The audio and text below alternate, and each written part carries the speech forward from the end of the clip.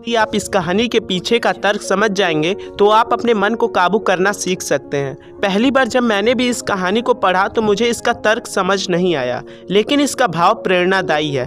एक बार महात्मा बुद्ध किसी नगर में गुजर रहे थे। बुद्ध की नज़र एक कपड़े के व्यापारी पर पड़ी जो दुखी और हताश दिखाई दे रहा था। बुद्ध चलकर उनके पास गए और पूछा, हे भंते, आप इतने उदास क्यों हो? यदि आपकी कोई चिंता है तो उसके बारे में मुझे बताइए, मैं शायद आपकी मदद कर सकता हूँ। कपड़े के व्यापारी ने बुद्ध को प्रणाम किया और उनको अंदर बुलाया।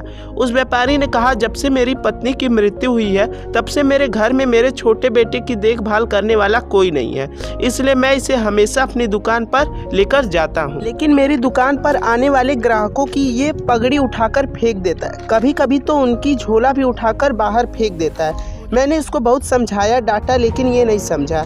इसकी इस हरकतों से मेरे ग्राहक खुद को अपमानित मानकर वापस चले जाते हैं। बुद्ध बोले, मैं आपकी इसमें सहायता कर सकता हूँ, पर मुझे आपको एक वचन देना होगा कि मैं जो भी काम करूँगा उसमें आप हस्तक्षेप नहीं करेंगे। आर्य बुद्ध को वचन देता है। अगले दिन बुद्ध एक पगड़ी पहनकर आए और एक ग्राहक की भांति आकर बैठ गए। व्यापारी का बेटा आया और बुद्ध की पगड़ी को उछाल दिया।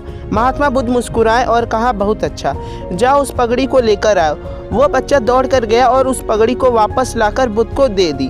अगले दिन बुद्ध एक कुल्हाड़ी और एक लकड़ी लेकर आए। उस लड़के ने फिर से बुद्ध की उस पगड़ी को उछाल दिया। बुद्ध ने इस बार लड़के को कुल्हाड़ी और लकड़ी दे दी और कहा, जाओ इस लकड़ी को काटो। व्यापारी को थोड़ा डर लगा कि कहीं उसके लड़के को चोट न लग जाए, लेकिन उसको अपना वचन याद था। 7 दिन तक महात्मा बुद्ध ने कोई न कोई नया काम उस लड़के के लिए लाते और करवाते। शीघ्र ही वह लड़का भूल गया कि उसको किसी की पगड़ी उछालनी है।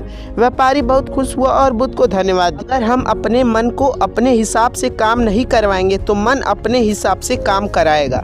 मन वश में हो सकता है यदि मन को हम अपने अनुसार चलाएं। मन 2 तरीके से काम करता है। पहला, मन अपने हिसाब से काम करवा सकता है, या दूसरा, मन को हम अपने हिसाब से काम करवा सकते हैं। बुद्ध से मिलने से पहले उस लड़के का मन और दिमाग अपने हिसाब अनियंत्रित रूप से काम कर रहा था, लेकिन बुद्ध ने उस लड़के को अपने अनुसार काम करवाए, जिससे उसकी आदत ही बदल गई। अगर आप भगवान बुद्ध से प्रभावित है तो प्लीज़ मेरे चैनल को सब्सक्राइब करें और अपना नाम प्लीज़ कमेंट बॉक्स में राइट करें। जय हिंद।